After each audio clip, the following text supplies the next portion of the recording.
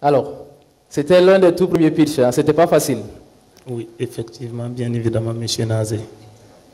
Comment tu vas ce soir? Bonsoir, mesdames et messieurs. Bonsoir, chers membres du jury. Je me porte bien. Je suis toujours sur pied. Étant donné que je suis un entrepreneur, on se bat et on va se donner à fond pour nos entreprises. D'accord. Alors, sans faux, il faut qu'on rappelle une chose. Dès la toute première rencontre de Pépites d'entreprise, tu as confié une chose à mon cadreur qui est venu me le souffler. Tu as dit, moi je suis sûr que c'est moi qui vais remporter Pépites d'entreprise. Est-ce que tu te souviens d'avoir dit ça? Qu'est-ce qui te rend aussi sûr de toi? Sur ces propos, au fait, je me base des dires du DG Issoufou Sarré, qui dit que, au fait, l'objectif premier de cette émission, au fait, ce n'est pas de mettre en compétition les jeunes entrepreneurs, mais plutôt de déclencher sur les jeunes entrepreneurs, et ça veut dire le déclencheur où il a parlé, certains sont digèles, certains sont en naissance. Voilà. Et moi, dès le début, dès les premières éliminations, j'étais éliminé. Et j'ai été rappelé parce qu'il y avait un absent. Ce qu'on doit ajouter, c'est que tu t'es limité dans les études à la classe de CM2. Mais tu viens pitcher avec plein de gens qui ont Bac plus 3, Bac plus 4, Bac plus 5, on en a eu, et sans aucune gêne.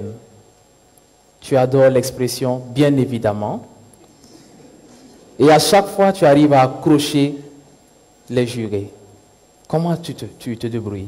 Et vous m'excusez encore une fois de plus, si vous voyez que mes expressions sont accompagnées de bien évidemment, en même temps, c'est mon niveau d'étude, ce n'est pas ma faute.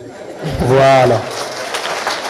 Alors, on va rester sur le niveau d'études.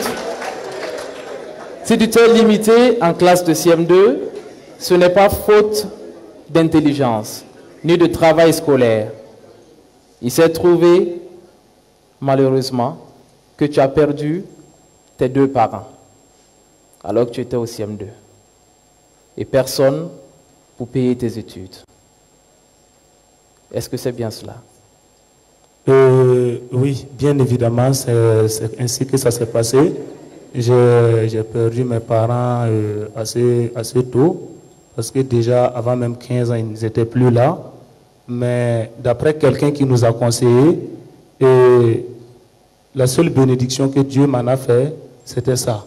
J'ai 1 million de parents qui me soutiennent, qui ne dorment pas à cause de Sanfo Brahman. Et vraiment, je leur dis merci de là où ils sont. Il y a certaines qui sont dans la salle et il y a certaines aussi qui nous regardent à travers leur poste téléviseur.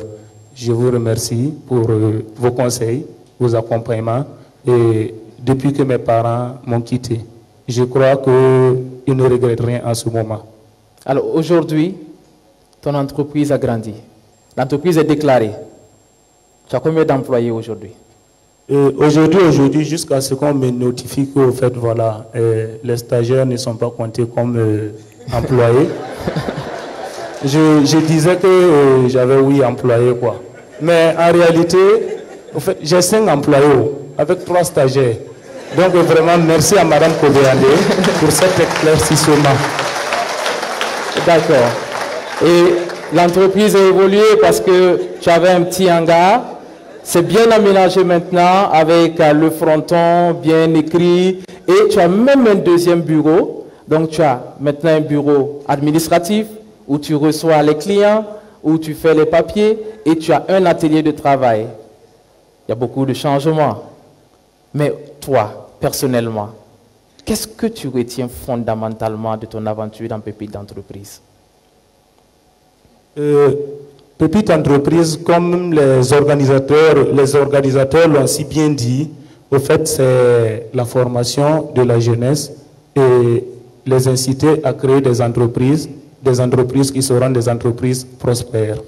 Moi aussi, je me lance un peu sur cette même direction parce que mon entreprise, bien évidemment, on fait des chiffres d'affaires, des bénéfices, mais on forme aussi la jeunesse burkinabé dans le métier du fer et du bois.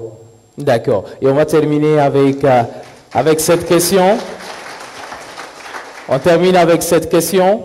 Alors, aujourd'hui, vous êtes 4. Tout à l'heure, vous allez faire votre dernier pitch. Il y a les notes du public. Est-ce que tu peux encore répéter que tu es sûr que c'est toi qui sera la pépite d'or?